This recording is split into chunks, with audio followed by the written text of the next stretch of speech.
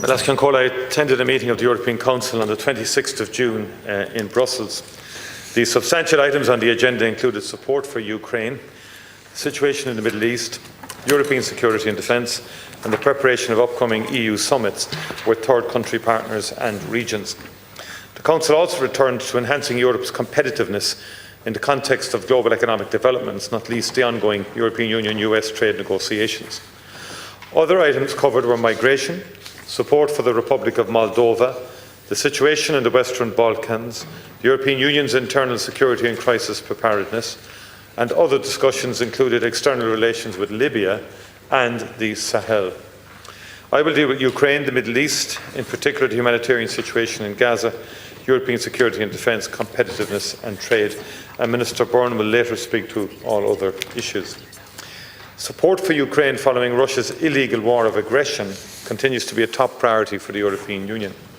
President Zelensky briefed us on the current situation and on recent developments, including Russia's escalation in strikes on civilians and civilian infrastructure. Together with my fellow leaders, we reconfirmed the European Union's unwavering commitment to providing continued political, financial, economic, humanitarian, military and diplomatic support to Ukraine and its people for as long as it takes and as intensely as needed. The European Union has provided substantial military support to Ukraine to enable it to defend itself against Russia's ongoing aggression. But Ukraine requires our help now even more urgently, and Ireland will continue to explore how we can provide non-lethal military support, building on the €100 million package of support agreed by our government earlier this year. As Russia continues to launch strikes on Ukraine, it is clear that it is not engaging in peace talks in good faith, while it continues to maintain its maximalist demands. Against this background, it is more important than ever that we bolster support for Ukraine across all work strands. Leaders discussed how the European Union can step up military support for Ukraine, play a constructive role in any potential peace process, and contribute to security guarantees as part of a peace agreement. We also discussed how the European Union can apply more pressure on Russia to agree to an unconditional ceasefire and engage seriously in peace efforts. It was agreed that strengthening sanctions against Russia is key to this effort. The European Council therefore agreed to the rollover of existing sanctions on Russia for a further 6 months and welcomed agreement on the European Union's 17th package of sanctions. But more is required. And that is why it's important that we reach agreement on an 18th package of sanctions as quickly as possible. Ireland continues to support strong sanctions against Russia. Ireland is also engaged in discussions at European Union level around short-term recovery efforts and preparations for a successful longer-term reconstruction effort for Ukraine. Reconstruction cannot be limited to rebuilding what was destroyed during the war, but must look to reform, recovery and modernisation. Raising awareness of this and mobilising support for it will be the focus of the 4th Ukraine Recovery Conference in Rome on the 10th and 11th of July. Investments aligned with the European Union reform agenda will also be key to supporting Ukraine's future European Union accession. Ireland has always been a strong supporter of Ukraine's European Union perspective, and I continue to advocate at European Union level for substantial progress on Ukraine's EU accession. I believe that European Union membership is an important part of the security guarantees for Ukraine, and I underline at the Council that it is essential to maintain momentum in Ukraine's enlargement process and to move forward on the next steps without delay. I regret that one member state, Hungary, is holding this up. Last Concall, the European Council met against a deeply troubling and shocking backdrop in the Middle East.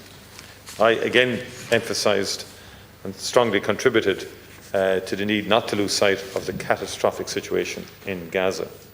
And European Union leaders recalled the importance of unimpeded access and sustained distribution of humanitarian assistance at scale into and throughout Gaza, and to enable the United Nations and its agencies and humanitarian organisations to work independently and impartially to save lives and reduce suffering. Ireland has consistently called on Israel to immediately lift its blockade of humanitarian and commercial supplies for Gaza and allow the full resumption of unimpeded humanitarian aid in line with humanitarian principles. An important element of our discussions at the European Council was the review of Israel's compliance with Article 2 of the Association Agreement. It is clear from the review that Israel is in breach of its human rights obligations, and this is a significant finding and one that the European Union must now act upon. The European Union's credibility depends on this.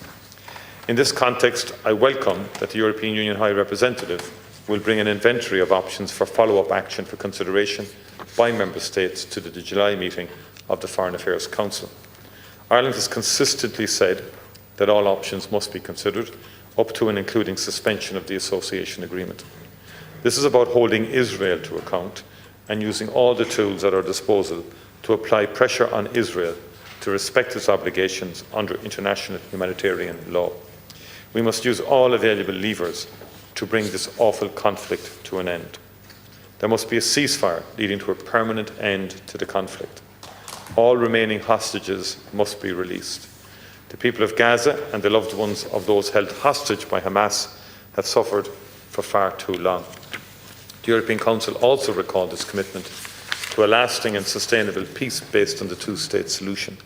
Ireland has been clear that unprecedented levels of violence, large-scale displacement of the Palestinian population, and record levels of settlement construction erode work to achieve the two-state solution. It is important that the postponed UN conference for the peaceful settlement of the question of Palestine and the implementation of the two-state solution goes ahead as soon as conditions allow. On my understanding that may be next week, now on Tuesday. The European Council welcomed the ceasefire between Israel and Iran and called for this ceasefire to be underpinned by diplomacy for lasting peace for the region. The conclusions state clearly that a lasting solution to the Iran nuclear issue can only be achieved through negotiations. We hope that these negotiations can recommence imminently. The European Union will also continue to urge all parties to the recent conflict to abide by international law and work towards establishing sustained regional stability at this crucial time. We also look towards and will try to support a peaceful and inclusive transition for Syria.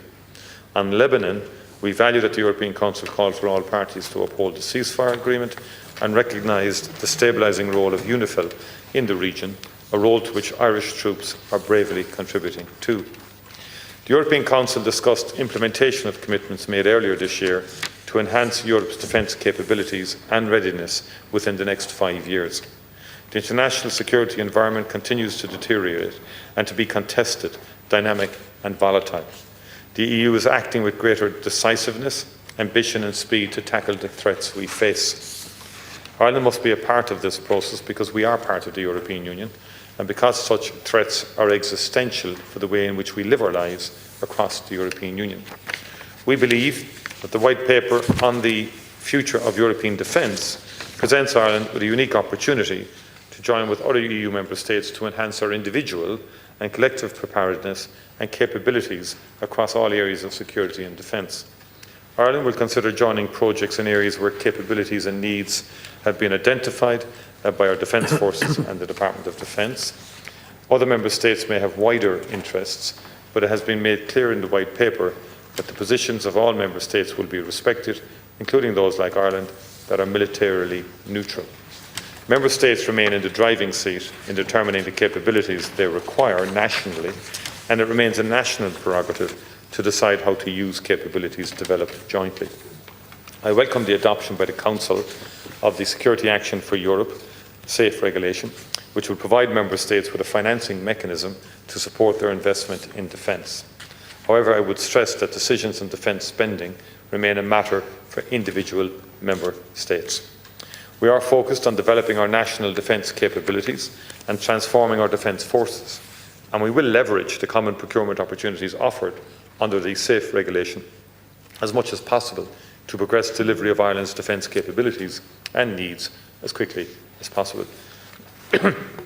We look forward to continuing this work and on how we can complement this by working with other member states on common projects to the benefit of us all.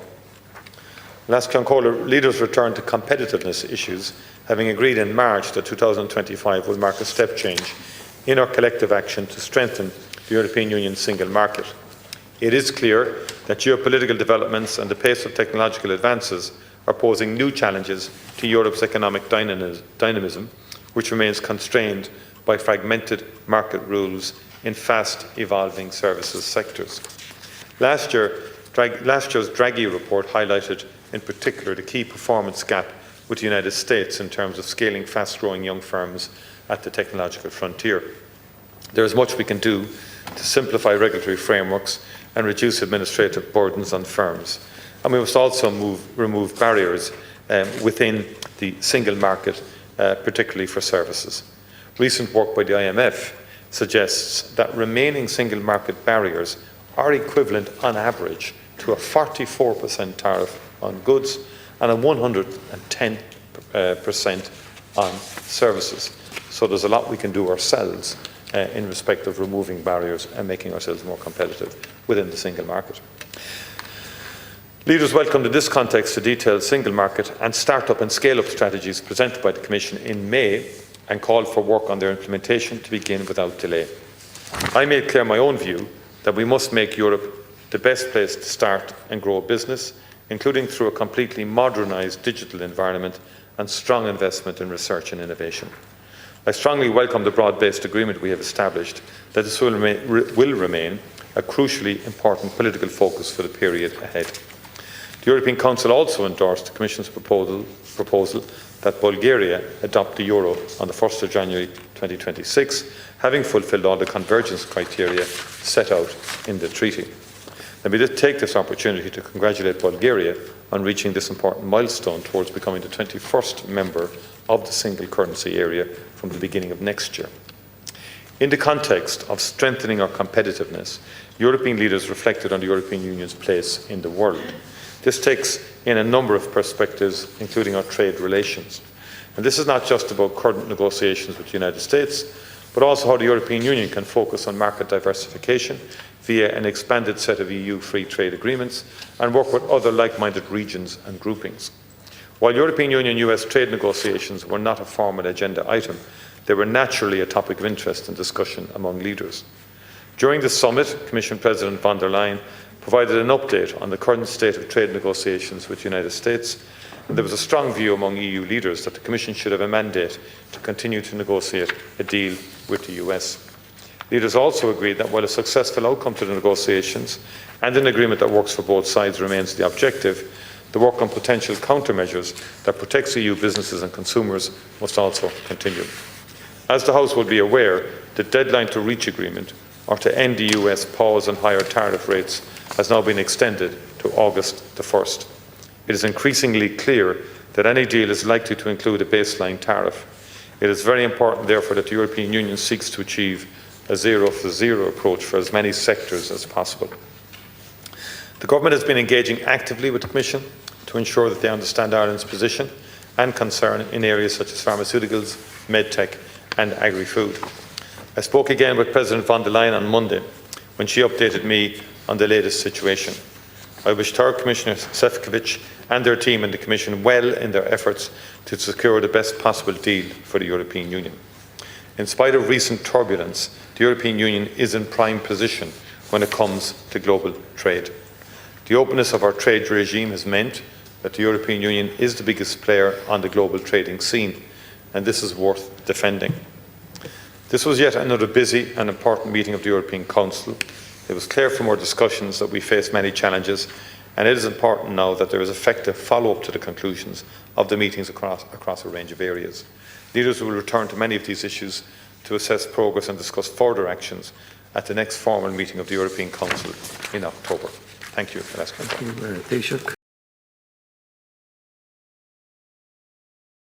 Like, share, and subscribe, and let us know your thoughts in the comments. We'd love to hear from you.